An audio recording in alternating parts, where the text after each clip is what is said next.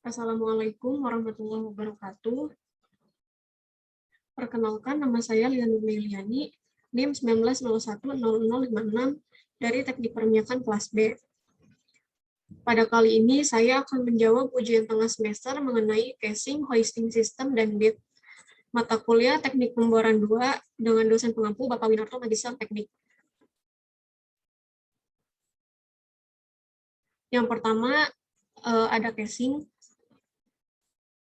Pertanyaan pertama, definisi casing.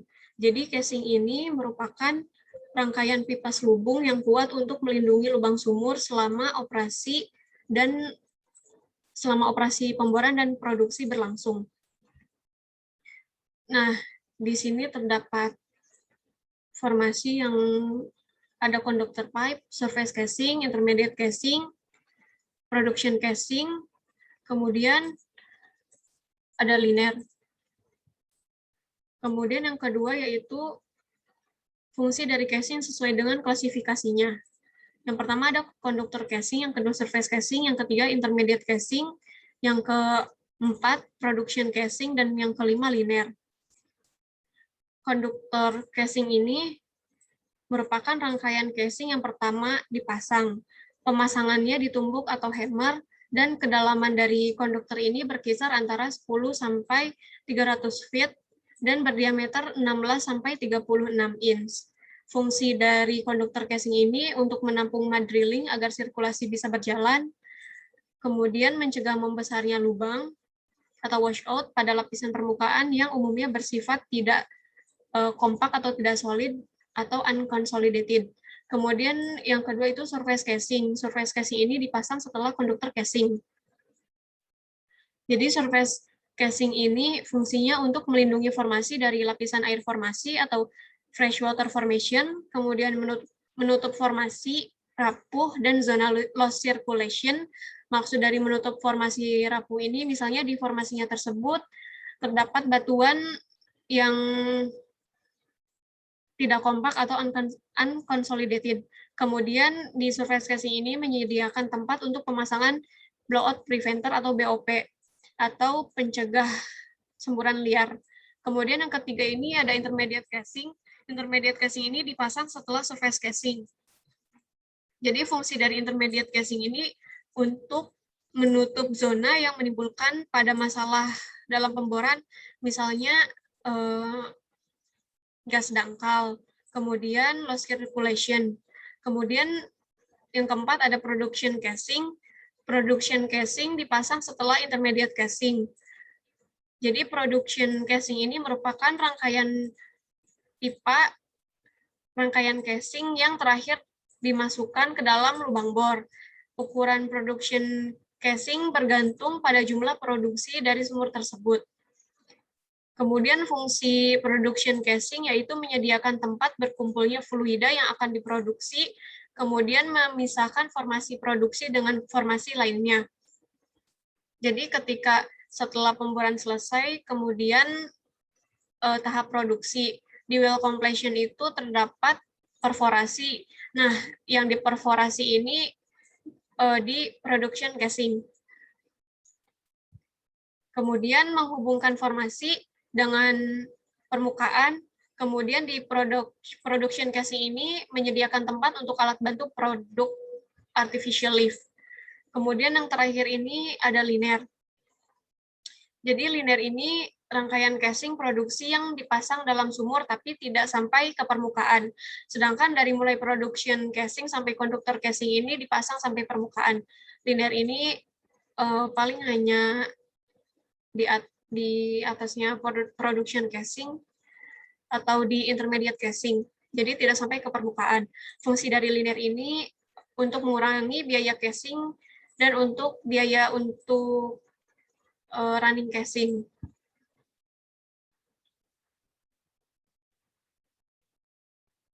Next. Di sini terdapat jenis-jenis sambungan casing. Ya, kalau dari standar API ini terdapat 3 sambungan. Yang pertama yaitu API Round Trip Connector. Jadi API ini singkatan dari American Petroleum Institute, yaitu sebuah standar perminyakan, standar perminyakan. Nah, di jenis-jenis sambungan ini yang pertama ada APA round thread connector. Di APA round thread connector ini dibagi menjadi dua. Yang pertama, long thread coupling atau disingkat LTNC. Kemudian yang kedua, short thread coupling atau disingkat STNC. Nah, di round thread and coupling ini mempunyai bentuk ulir seperti V, dan mempunyai 8-10 butir per inci. Tipe sambungannya yang tadi saya sudah sebutkan, yaitu LTNC dan STNC. Kemudian yang kedua ada APA battery thread connector.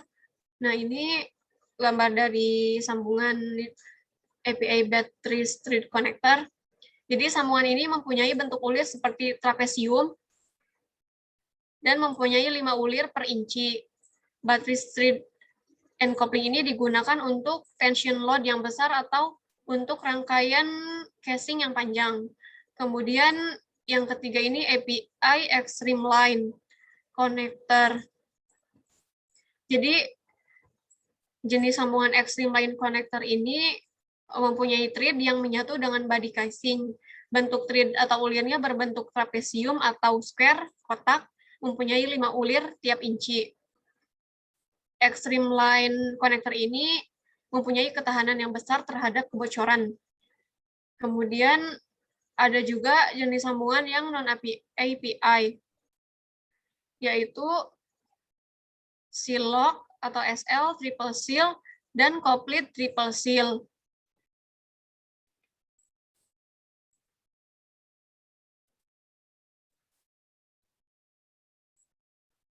Nah, di sini bisa dilihat gambarnya, yaitu ini resilient seal ring in ring groove.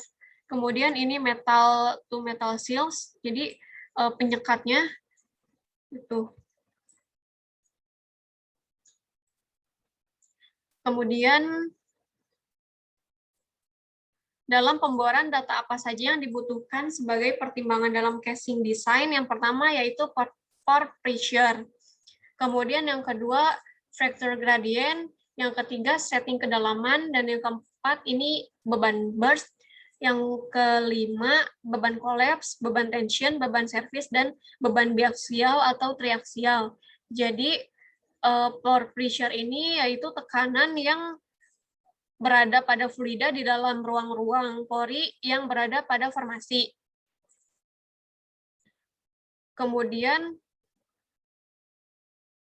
di faktor gradien ini gradien rangka formasi, kemudian ini di setting kedalaman, jadi dudukan-dudukan dari casingnya tersebut, kemudian beban burst, beban collapse, beban tension, beban service, beban biaksial atau triaksial.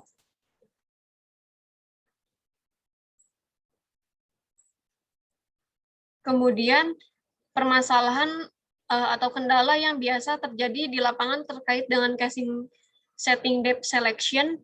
Yang pertama ini ada permasalahan atau kendala dalam pemboran. Yang pertama, surge factor, kemudian kick load, dan safety factor.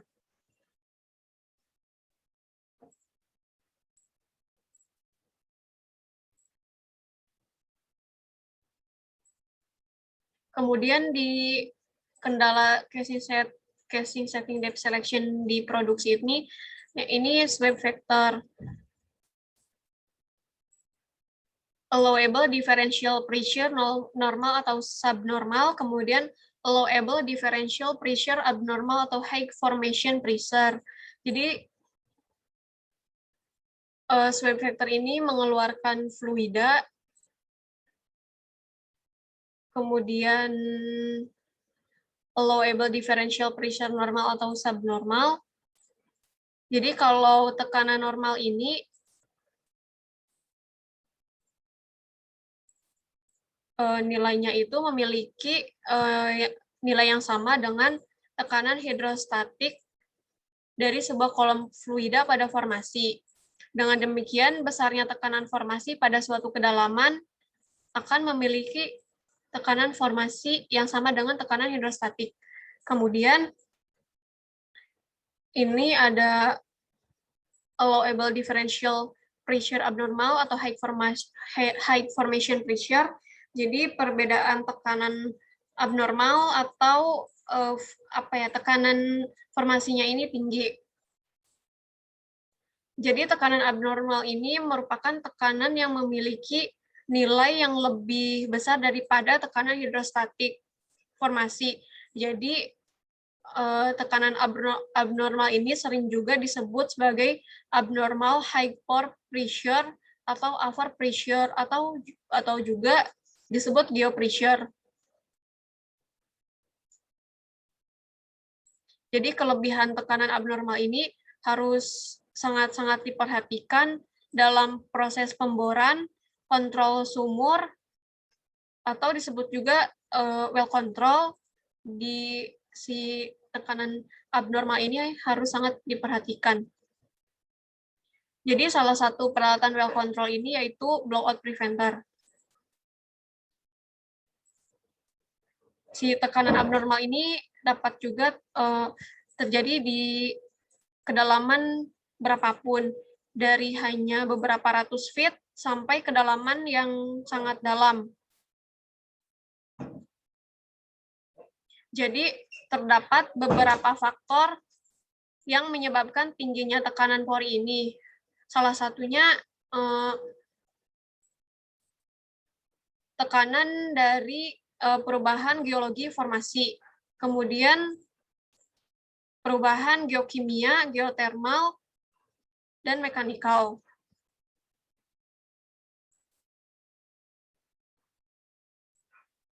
Kemudian di hoisting system ini ya, yang pertama, mengapa menara bor dan semua peralatan yang digunakan harus memenuhi syarat keselamatan kerja? Iya, karena yang pertama ini dikhawatirkan menimbulkan kecelakaan kerja, kemudian menimbulkan kerugian, kemudian menimbulkan kebakaran, kemudian untuk mematuhi undang-undang. Jadi ketika peralatan itu tidak memenuhi syarat keselamatan kerja, bisa jadi terdapat kecelakaan kerja yang menimbulkan luka-luka, bahkan sampai kehilangan nyawa. Setelah itu juga pasti perusahaan tersebut menimbulkan, pasti si perusahaan tersebut juga mengalami kerugian. Membayar orang yang sakit, kemudian bisa juga membayar denda, kemudian menimbulkan kebakaran yang pastinya ini berkaitan dengan kerugian. Kemudian mematuhi undang-undang, karena jika peralatan, kemudian menara bor tidak memenuhi syarat keselamatan kerja, maka dapat dikenakan sanksi hukum.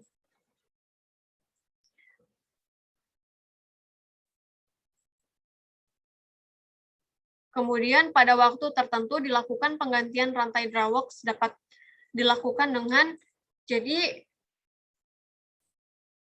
ketika penggantian rantai drawworks ini, si mesin drawworks ini harus dalam keadaan mati. Karena kalau mesin drawworks-nya ini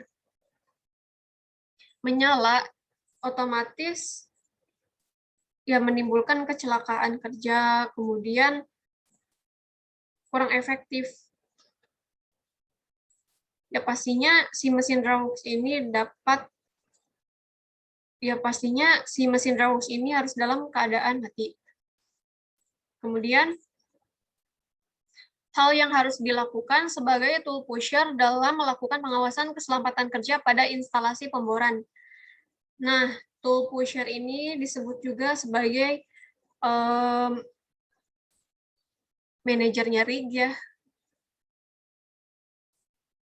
Yang pertama, membantu jalannya operasi pemboran. Kemudian yang kedua itu memonitor sistem sirkulasi. Apakah sistem sirkulasi ini berjalan dengan lancar atau terdapat low circulation. Kemudian mengkoordinir personil. Jadi terdapat kerjasama, terdapat saling berinformasi antara tool pusher dengan drilling engineer misalnya. Kemudian menyiapkan peralatan pemboran, misalnya menyiapkan link, elevator, atau tong. Kemudian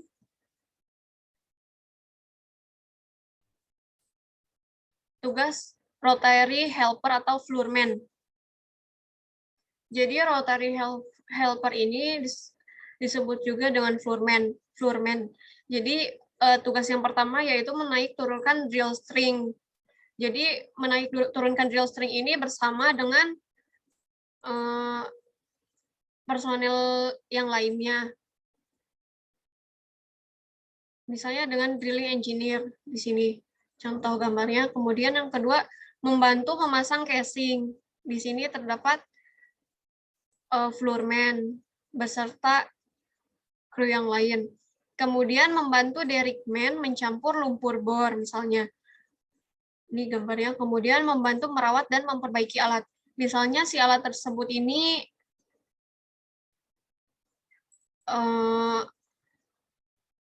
terdapat kerusakan, maka dibantu oleh rotary helper atau floorman supaya alat tersebut dapat bekerja dengan baik. Kemudian membersihkan rig floor. Ini salah satu hal yang harus diperhatikan karena kalau rig floor-nya ini licin atau kotor itu dapat menyebabkan kecelakaan kerja. Misalnya, kemudian tempat kerja ini pastinya kurang nyaman ya di rig floor ini kalau licin dan kotor. Kemudian menempatkan alat-alat bor. Jadi salah satu tugas rotary helper ini atau floorman menempatkan alat-alat bor. Jadi alat-alat bor ini ditempatkan ya di mana saja. Jadi salah satu tugas rotary helper ini menempatkan alat-alat bor. Kemudian menyusun casing pemboran di rak. Ini salah satu gambar rotary helper menyusun casing pemboran ini di rak casing pemborannya.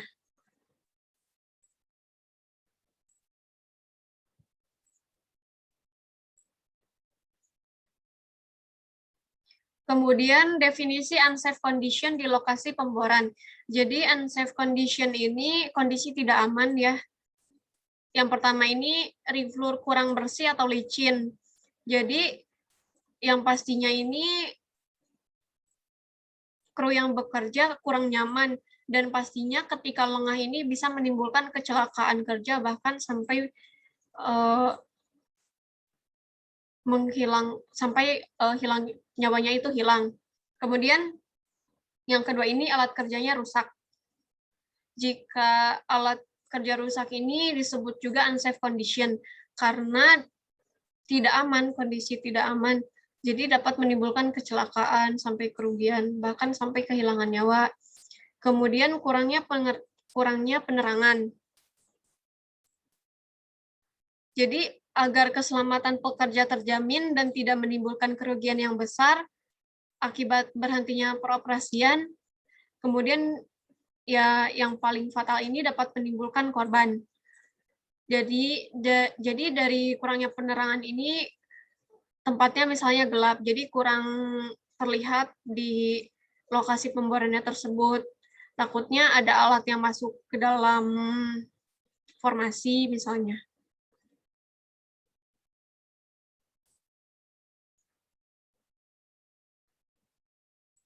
Kemudian APD tidak sesuai dengan standar.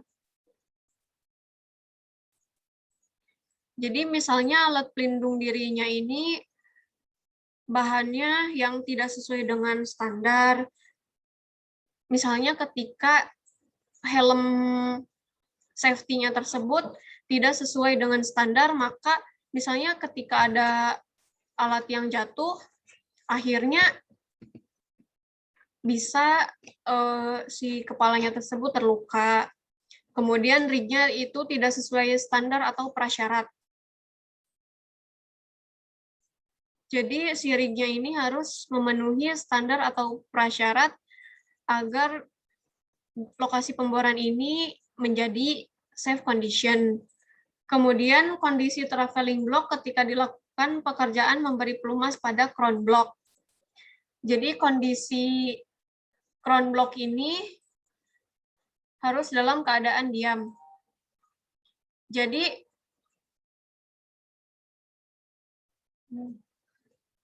ketika memberi pelumasnya, di sini gambar traveling blocknya ini jangan dalam keadaan berjalan.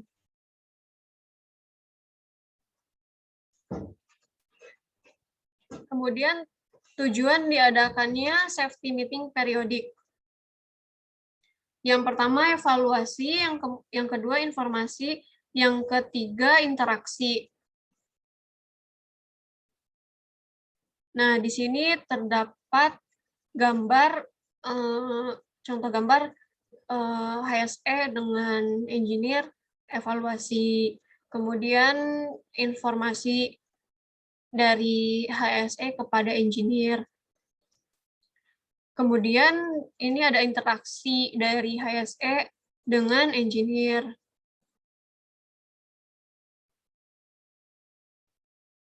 Jadi melakukan evaluasi ini oleh manajer proyek atau health safety environment di lokasi pemboran tersebut terhadap grup-grup kerja atau engineer-engineer di sininya.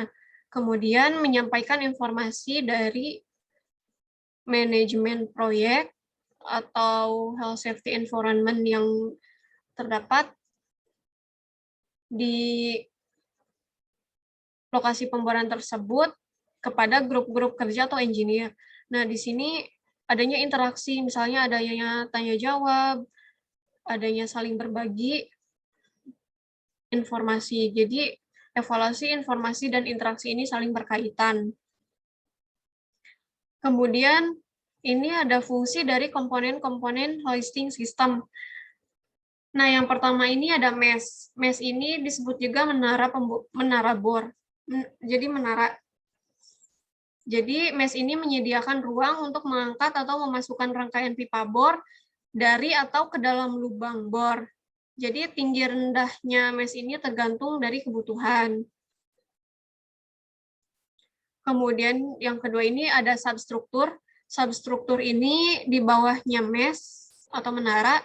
Jadi, substruktur ini konstruksi baja yang besar yang dibangun untuk menjadi dasar dan menunjang menara bor yang tingginya bisa disesuaikan dengan tingginya blowout preventer.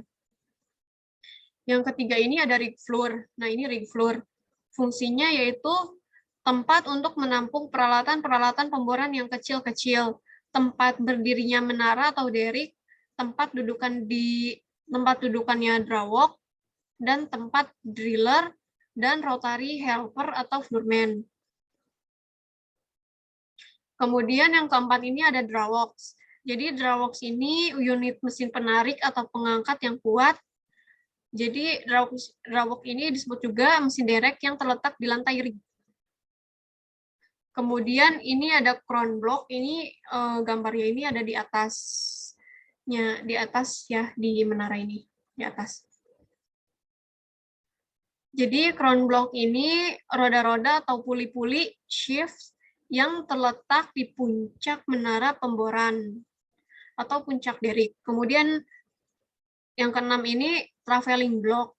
Jadi traveling block ini merupakan unit roda-roda atau puli-puli shift yang digantungkan di bawah crown block di atas lantai bor bersama dengan crown block membentuk sistem katrol. Jadi seperti timba sumur. Kemudian ini drilling line. Drilling line itu tali kawat baja kuat yang menjadi penghubung dari drawalk, crown block, kemudian traveling block untuk menarik peralatan overhead lainnya di dalam tugas menurunkan, menarik atau menggantung rangkaian pipa bor. Kemudian ini hook. Hook ini kait yang terletak di bawahnya traveling block, di mana swivel itu yang berputar dan rangkaian pipa bor tergantung selama operasi pemboran. Kemudian ini definisi ton miles dan fungsinya pada hoisting system. Jadi, ton miles ini kekuatan kabel terhadap tarikan dan berfungsi sebagai acuan bahwa drilling line dapat menahan beban rangkaian pemboran. Nah, ini dari Drawalls drill line, terus ini rangkaian hoisting system ya. Jadi, ton miles ini menghitung berapa banyak beban yang diangkat dan sambil mengecek kondisi sling drilling line dan melihat kondisi groove di drawwalk dan melihat semua bagian shift yang berputar. Nah, barangkali ada sistemnya tersebut ada yang tidak berjalan atau berputar. Kemudian definisi cut-off program. Jadi program ini dibuat berdasarkan kekuatan kabel terhadap tarikan dan dinyatakan dengan ton miles yang diderita oleh kabel. Jadi cut-off program ini tindakan untuk menghindari kecelakaan yang terjadi karena tarikan serta menyebabkan keausan dari drilling line.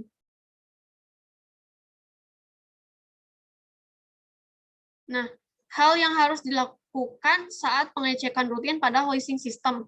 Yang pertama, cek pelumasan alat. Nah, barangkali alat ini aus, jadi diberi pelumas. Ini brake dari Drawalls.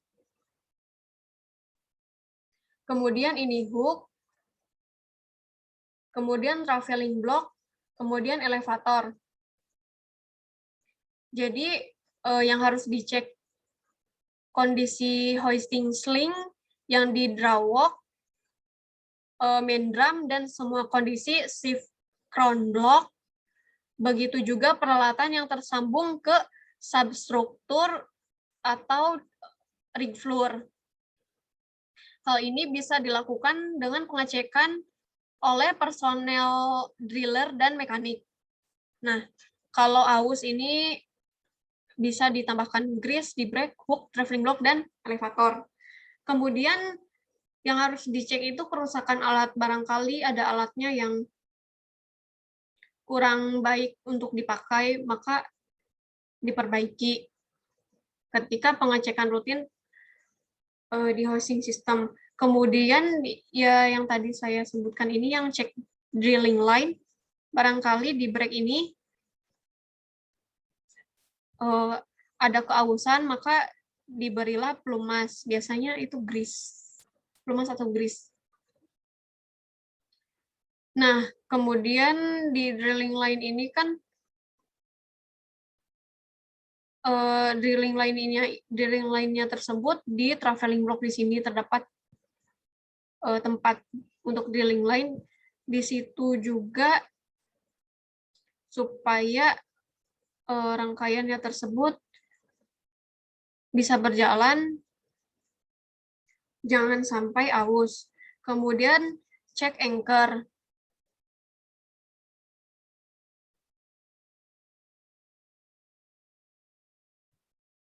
Nah,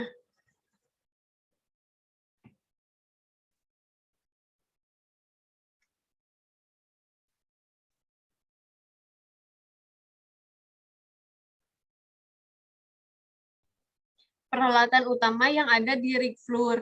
Yang pertama ini ada tong.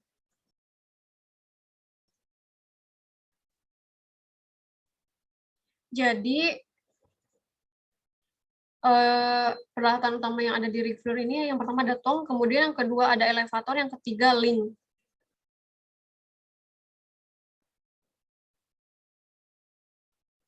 Elevator ini alat yang terhubung oleh link dan merupakan alat yang dipakai untuk memindahkan pipa pemboran. Elevator ini sistem kerjanya ini mengunci bencengkram pipa, kemudian dikunci oleh elevator. Kemudian link ini merupakan alat yang digunakan untuk menghubungkan antara traveling block dengan elevator. Alat ini, maksudnya link ini dipasang pada telinga traveling block dan elevator. Nah, ini elevator. Ini link.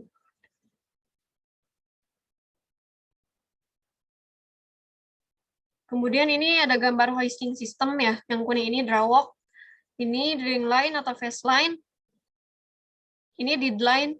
Ini crown block. Ini traveling block. Kemudian ini swivel. Ini calibushing. Ini rotary table. Dan ini reviewer. Nah, definisi bit. Bit ini alat untuk membuat dan membersihkan lubang bor. Kemudian bit ini untuk menghancurkan dan menembus batuan formasi. Jadi bit ini alat yang terpasang di ujung paling bawah dari rangkaian pipa yang langsung berhadapan dengan formasi atau batuan yang dibor. Jadi sistemnya ini menggerus atau mengelupas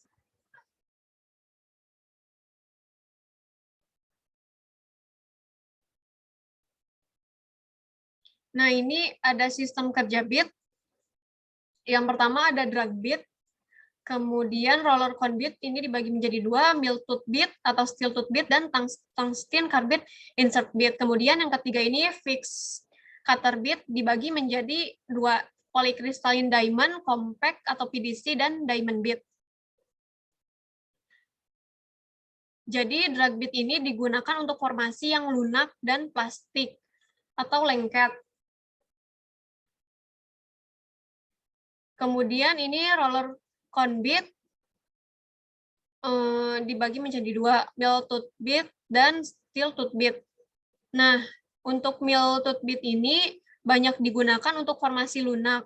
Cara kerja mill tooth bit ini mencungkil. Kemudian tungsten carbide insert bit. Jadi kalau tungsten carbide insert bit ini untuk formasi yang keras. Sistem kerjanya ini menggerus. Kemudian fixed cutter bit ini dibagi menjadi dua, yaitu PDC dan diamond bit. Nah, polycrystalline diamond compact atau PDC ini untuk formasi yang keras. Karena diamond ini, kalau diamond bit ini khususnya untuk formasi yang keras. Sistem kerja PDC ini menyobek. Kemudian diamond bit. Jadi diamond bit ini sangat tahan terhadap goresan karena diamondnya ini mempunyai kekuatan goresan yang nilainya tinggi. Jadi diamond ini untuk formasi keras, kemudian cara kerjanya itu tidak memerlukan wet on bit yang besar. Kemudian sistem kerjanya ini dianggang-anggang dan diperlukan goresan, jadi menggores formasi. Kemudian bagian-bagian penting dari bit. Nah, ini ada mill tooth cone bit ya, ini ada bagian-bagiannya. Kemudian ini PDC, kemudian ini tricone bit elements, dan ini diamond. Maksudnya fixed cutter bit. Ini drag bit. Tapi secara yang penting dari bagian bit ini, yang pertama ada shank. Nah, ini shank. Jadi, shank ini merupakan suatu ulir atau thread pin yang dimasukkan ke dalam box connection pada bottom collar atau bit sub di bawah collar. Kemudian bit lugs. Jadi, bit lugs ini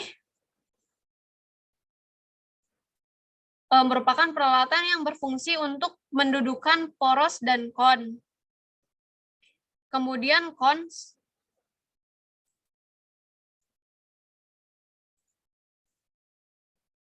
Konnya ini merupakan roda-roda bergerigi yang berputar pada mata bor. Nah, ini cons.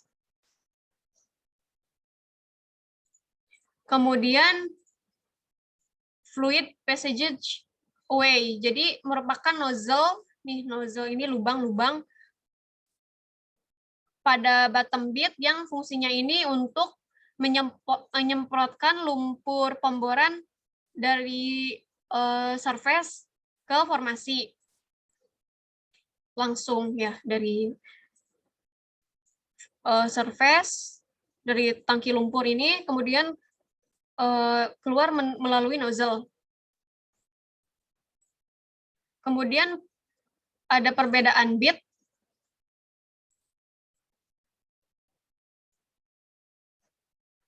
Jadi kalau di drag bit ini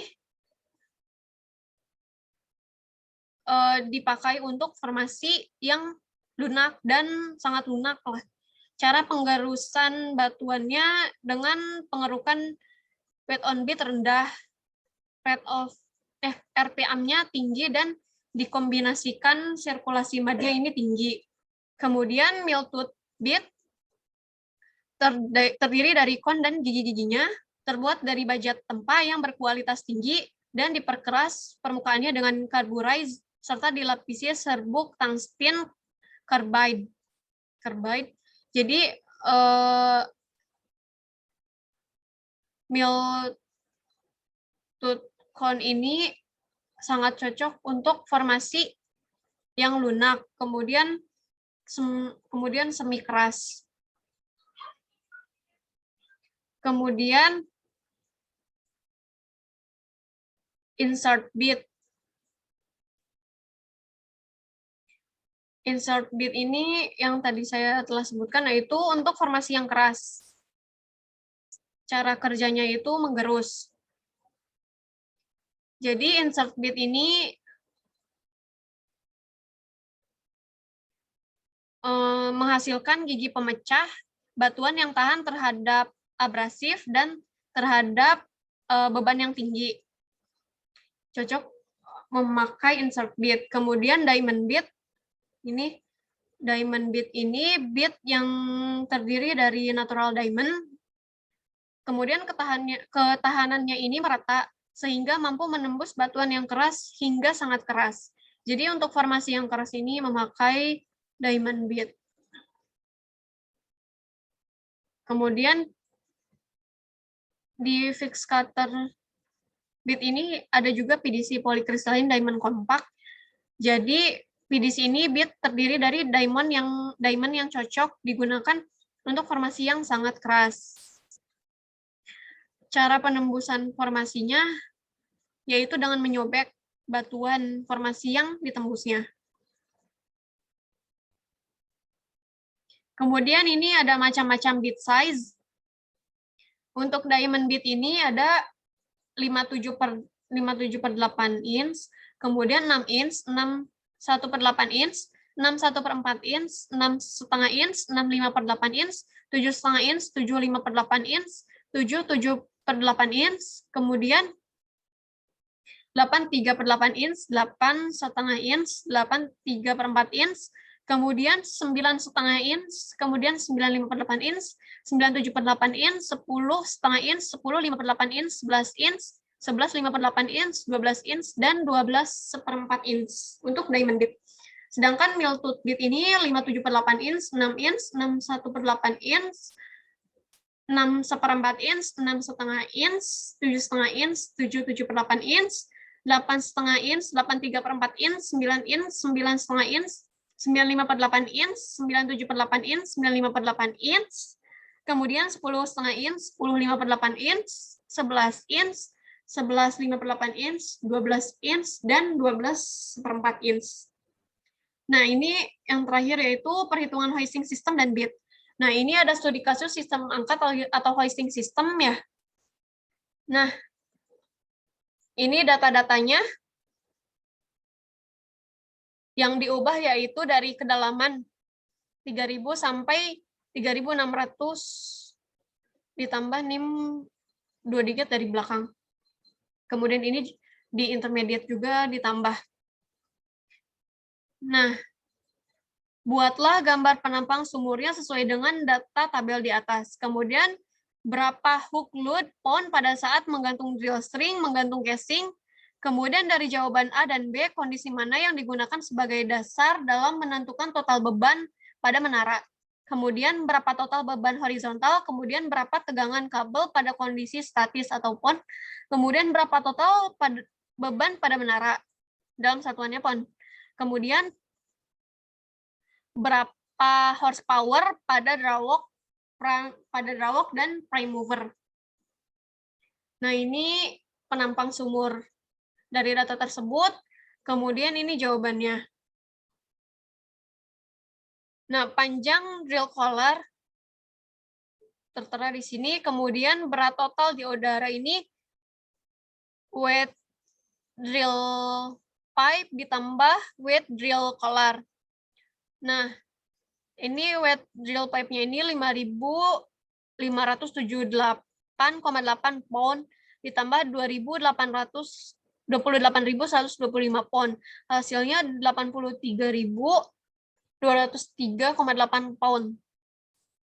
Kemudian terdapat buoyancy factor. Jadi buoyancy factor ini diambil dari densitas mud 9,4 pound per galon. Kemudian ini berat total di lumpur, weight drill pipe ditambah weight drill collar. Jadi hook load drill string ini 71.224 pound. Nah, ketika hook load saat menggantung casing itu berapa? Nah, ini menentukan berat casingnya dari casing intermediate karena diambil rangkaian casing terpanjang yaitu dari 980 feet sampai 3.200 feet. Yang pertama ini dari casing 95/8 inch, kemudian yang kedua casing 95/8 inch, kemudian yang ketiga casing 95/8 inch. Nah, di sini terdapat kedalaman berapa feet-nya, kemudian dihitung.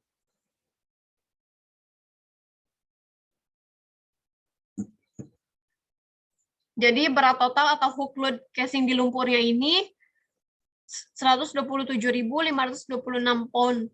Kemudian kondisi yang paling berat itu ya ketika hook load saat menggantungkan casing dibanding ini berat total di lumpur.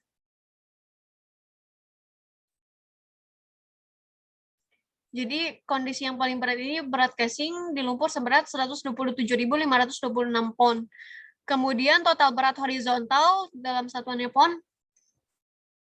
Ini gaya horizontal yang bekerja pada menara akibat pengaruh angin. Nah, beban menara akibat pengaruh angin.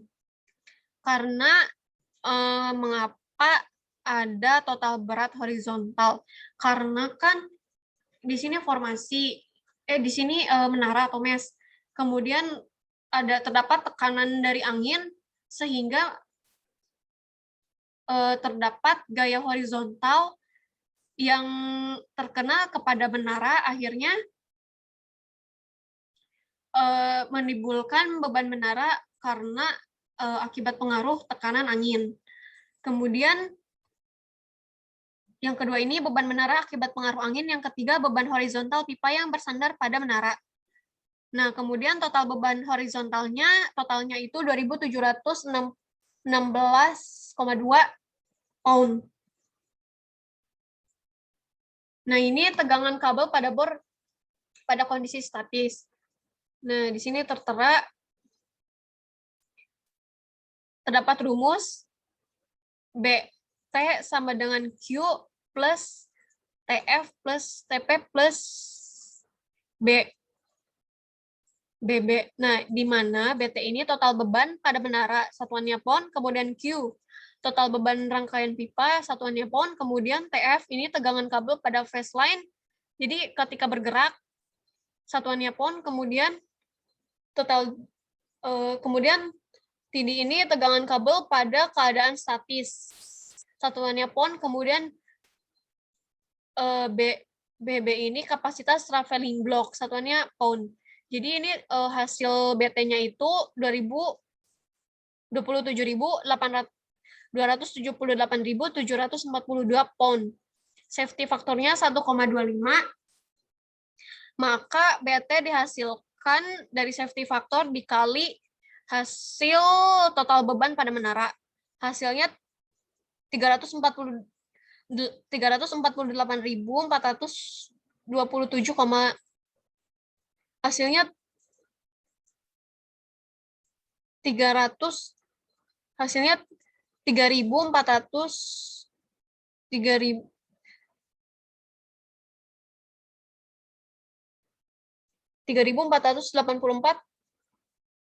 hasilnya 3.484, 20, hasilnya 34.800, 348.427,5 pound. Kemudian ini ada horsepower yang dibutuhkan oleh drawalk. Yang pertama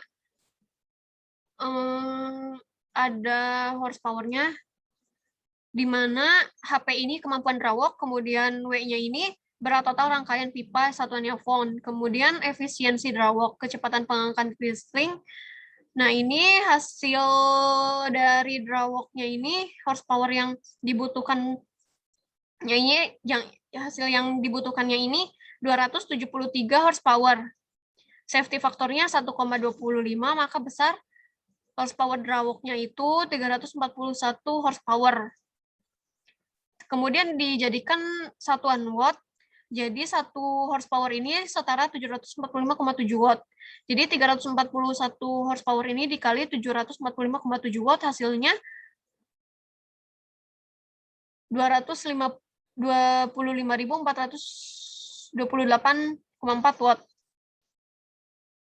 Nah, ini prime mover-nya, rumusnya horsepower drawalk dibagi N, di mana N ini efisiensi prime mover.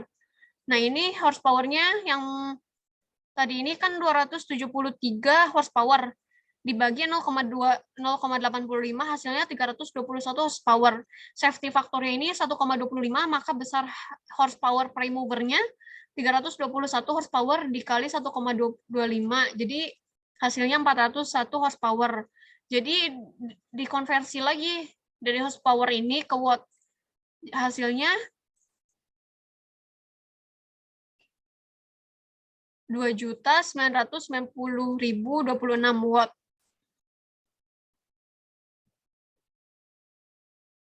Nah, ini soal 2 ini tentang bit ya. Ini terdapat data yang diketahui, kemudian untuk T lebih dari 0 dengan persamaan rate of penetration-nya 25 dikurangi waktu min 1. Persamaan cost per fit-nya ini tertera ya. Kemudian yang pertama ini sewa downhole motornya 5.000 US dollar per hari. Jadi 5.000 dibagi 24 jam. Hasilnya 208,3 US dollar per jam.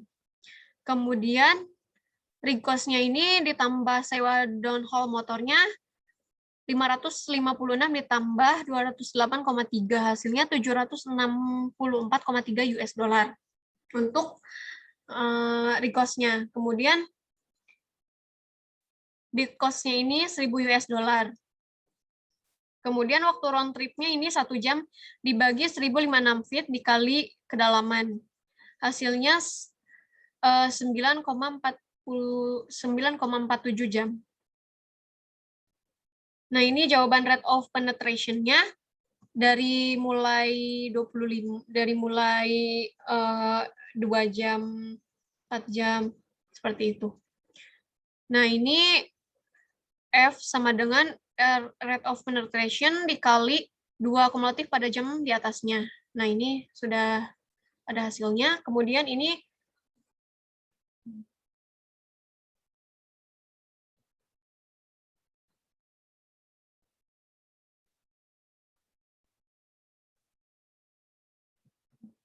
hasil dari cost per fit-nya.